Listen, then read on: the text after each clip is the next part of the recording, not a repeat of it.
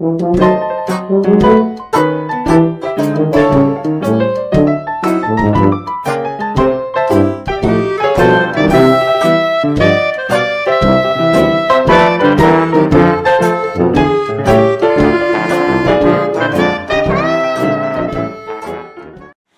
there, it's Grandmama. Time for another story from a Hometown Scrapbook by Ben Weatherwax. Today's story, Collapse of the West Bridge. Hello there. It was nearly 9:30 on the morning of July 28, 1915. A bright sun shone down on Grays Harbor and glinted from the surface of the Chehalis River. If you remember the morning and the surface of the Chehalis River, if you remember it, you will recall that it was a lazy morning for some folks. Oh, the mills were running. The lumber market had been given a boost with the war on in Europe, and there were a few cars on the street. Not much different from the rest was this one, the Model T Ford that pulled away from the curb at the Olympic Hotel on the corner of K and Hume Street, started for Heron. F.M. Smith was the driver, and riding with him were Mrs. Smith, their son Lyle, and Mr. and Mrs. C.S. Prickett. They were from Seattle, down on the harbor for an outing at the beach. The new road to Westport had only recently been finished, and cars could drive from Aberdeen right to the Essex Hotel at Cossack. The little party of vacationists crossed the Heron Span and continued on the street east to the A.J. West Bridge. It was a toll bridge. Mr. Smith noted as he braked the car and pulled to stop at the toll window, his finger on the coin in his folding purse, and laid the bridge tender. Then the little engine on his car throbbed, and the bands groaned as the car pulled away from the curb and started across the big old bridge. It passed the streetcar about midway on the swinging section, and then started across the long wooden truss to the south span on the bridge. As the car started out onto the last length of the bridge, the occupants noted that the bridge was swaying. The roadway seemed to be dropping away before them. The bridge was buckling in the middle. No one had time to say anything, Smith noted later. The women screamed and the car dropped, and with the noise of a cannon, the timbers of the big span snapped and dropped about them. Slowly, almost as though they were being lowered by a giant hand, the car sank into the river with its occupants. Smith leapt out into the water up to his shoulders, standing on the deck of the bridge, and helped the others from the car. They clung to the splinters of timbers of the bridges, dazed and bruised. All about them, the struts and beams of what had been the south span of A.J.'s West Bridge floated on the waters of the Chehalis River.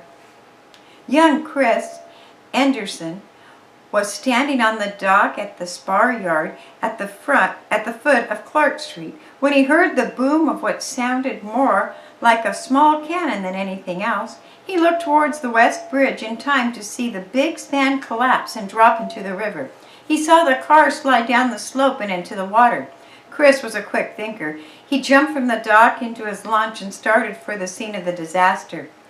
The conductor of the Cosmopolis streetcar was steadying himself against one of the wicker seats, holding the brass handle, and when he heard the roar somewhere behind the car, as he turned, he saw the bridge collapsing behind them. He saw the car disappear down the slope and into the water. He reached for the bell cord, then ran towards the motorman instead, shouting, "The bridge has collapsed!" The motorman kept the car going steadily until it was on solid trestle on the north side of the river.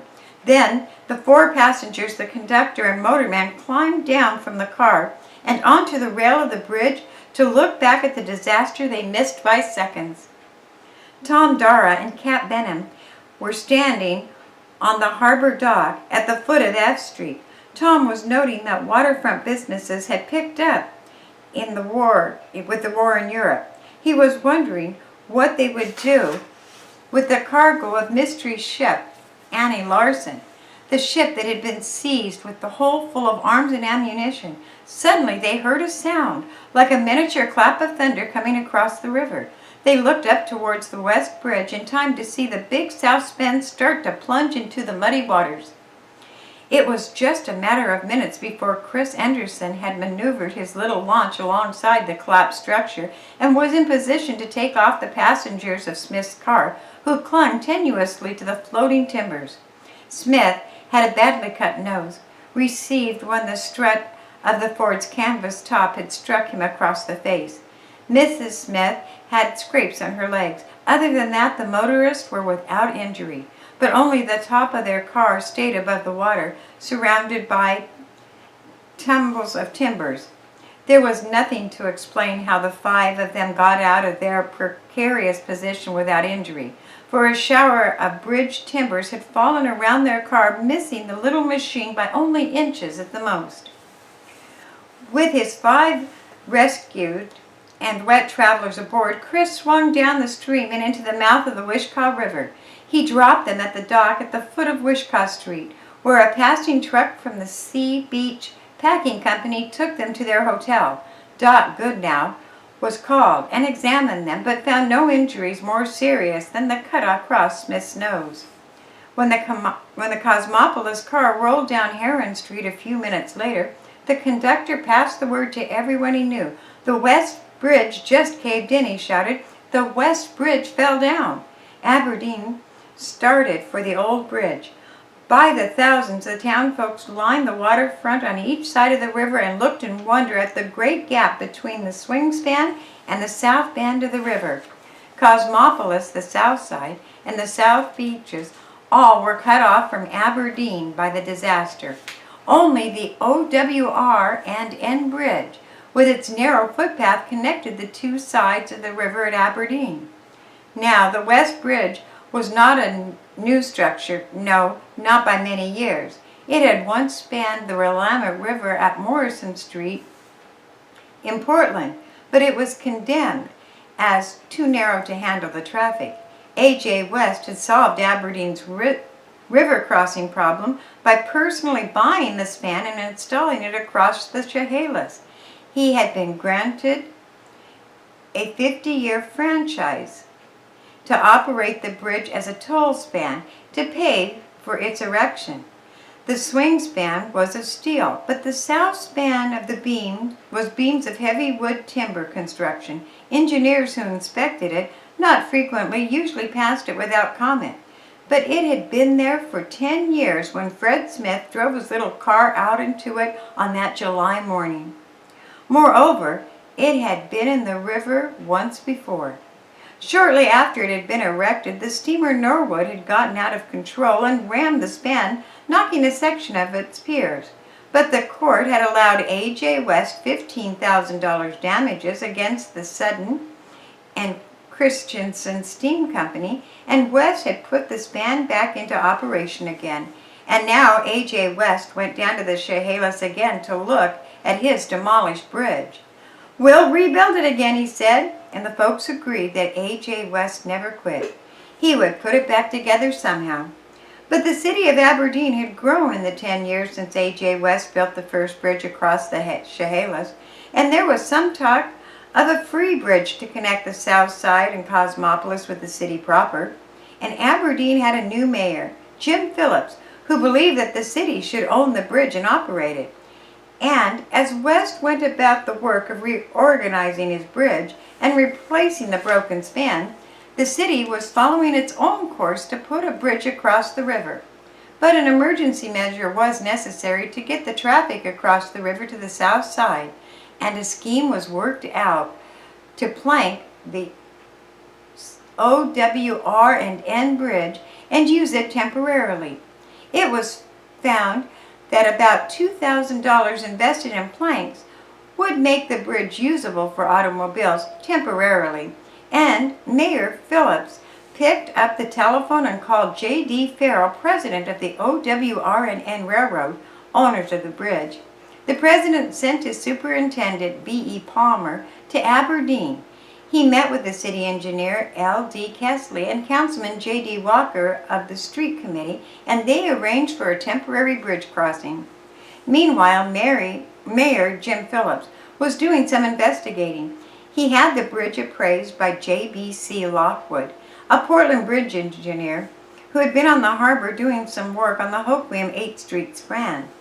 He looked at the structure and pronounced it in good condition except for the span that had collapsed.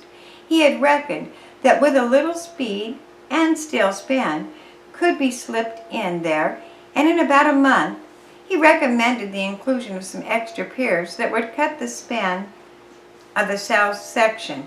Moreover, he recommended that since the street railway system used the bridge, it be tapped for some assistance on the replacement of the broken member.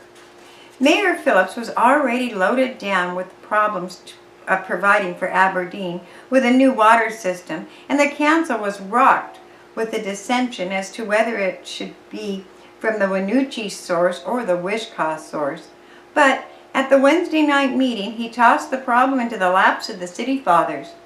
The bridge, he said, could be bought from A.J. West at a figure of $25,000. It had been appraised for more than $23,000, which meant that the slightest difference was being paid for the 50-year-old franchise, which West held. 40 years of it remained in effect.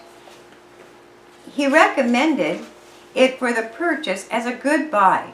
The street railway company regretted that it could not assist in the financing of the bridge. It was, the director informed the city, attempting to maintain a 5-cent fare to Cosmopolis. This would be impossible if they were to lay out a large sum of money for the reconstruction of a bridge. So, spurred on by the insistent mayor, the Aberdeen City Council decided to shoulder the whole burden. The wooden structure of the structure would be replaced with steel.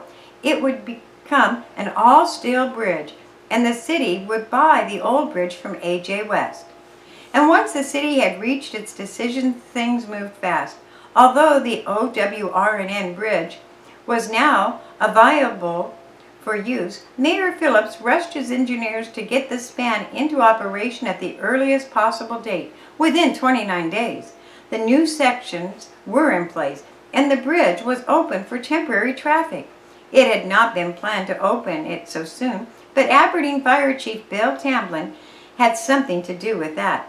On the 25th of August, 1915, the Anderson Middleton mill caught fire, and the flames threatened the big sawmill.